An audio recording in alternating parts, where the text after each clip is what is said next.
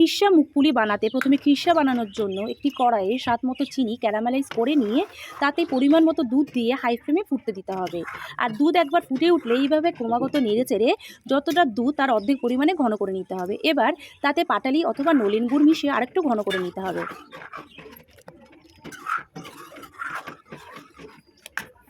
এবার একটা বাটিতে জল নিয়ে 1 চামচ মতন গোবিন্দভোগ চালের গুঁড়ো মিশিয়ে এই মিশ্রণটাকে অল্প অল্প করে দুধে মেশাতে হবে।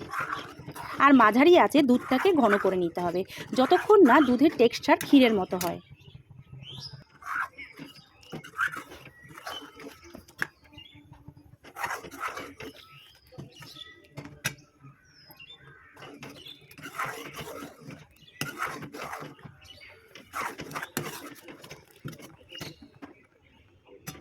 ঠিক এমন ঘনত্বের হয়ে এলেই ক্ষীরটাকে ঠান্ডা করতে দিতে হবে। এবার পুলি বানাতে সোনামুগ ডাল মাঝারি আঁচে ক্রমাগত নেড়ে হালকা বাদামি করে ভেজে নিতে হবে।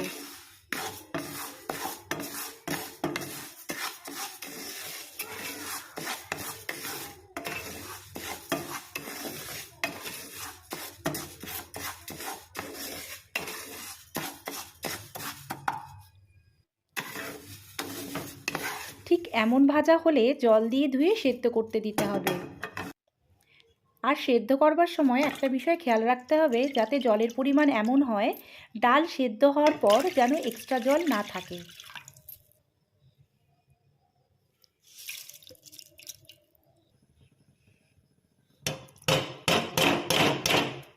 সেদ্ধ করবার সময় অবশ্যই নুন দিতে হবে, তার কারণ আমরা যখন মণ্ড তৈরি করব তাতে যেন আর কোনো নুন দেওয়ার প্রয়োজন না পড়ে। এবার ঢেকে সেদ্ধ হতে দিতে হবে।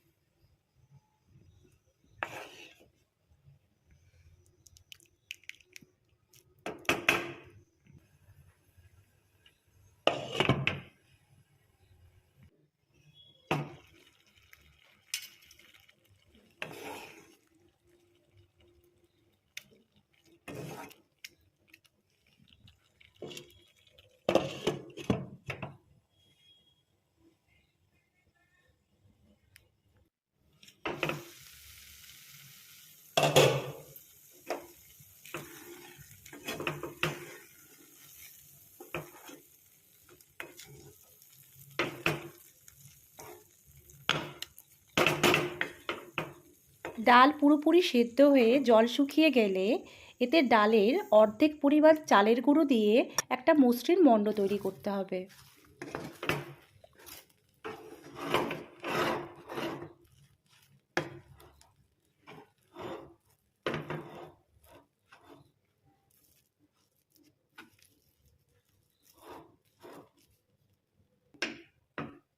এবার গ্যাসের ফ্লেম অফ করে মণ্ডটাকে চাপা ঢাকা দিয়ে রাখতে হবে 10 মিনিটের জন্য।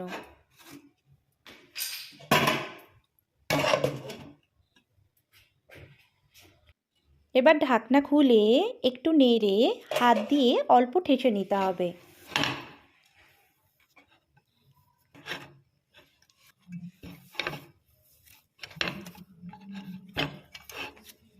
এরপর একটি থালায় নিয়ে হাতে একটু ঘি মাখিয়ে নরম করে একটা মসৃণ মণ্ড তৈরি করতে হবে।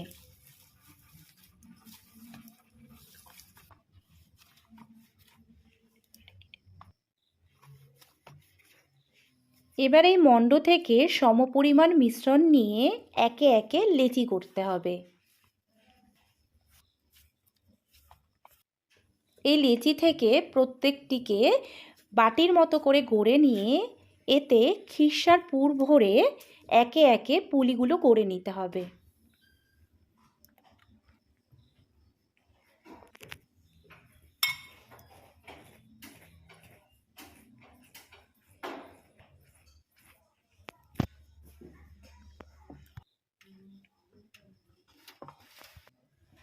এবার সাদা তেল ভালো করে গরম করে নিয়ে মাঝারি আঁচে পুলিগুলো সোনালি করে ভেজে নিতে হবে।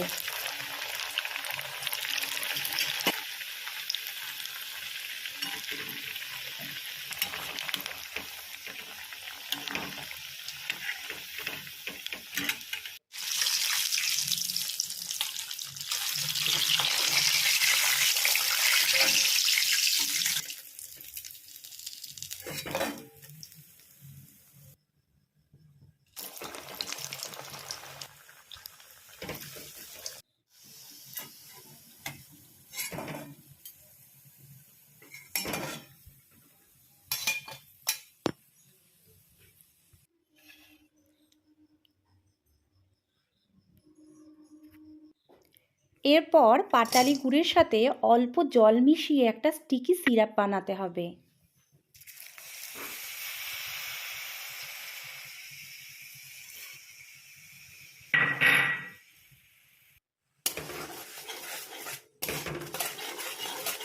গুড়টা গলে যাওয়া অবধি নেড়ে যেতে হবে ও ফুটতে দিতে হবে। একটু ঘন হয়ে এলেই আর আঠালো ভাব চলে আসলেই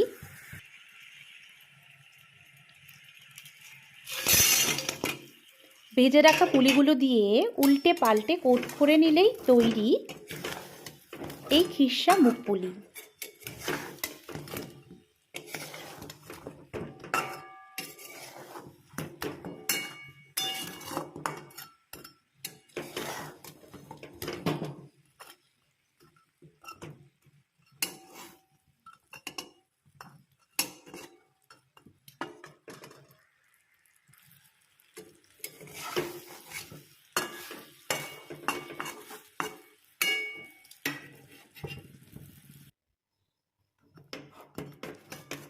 কড়াইতে কিছুক্ষণ রেখে পরিবেশন করতে হবে।